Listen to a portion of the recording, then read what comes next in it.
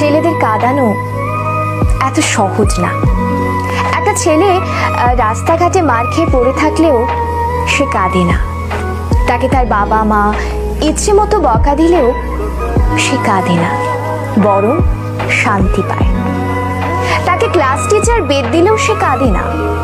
তাকে তার প্রিয়জন রাগ অভিমান করে যদি একটা থাপ্পড় দেয় তবুও সে কাঁদে না, বরং সেই থাপ্পড়ে সে ভালোবাসা খুঁজে নেয়।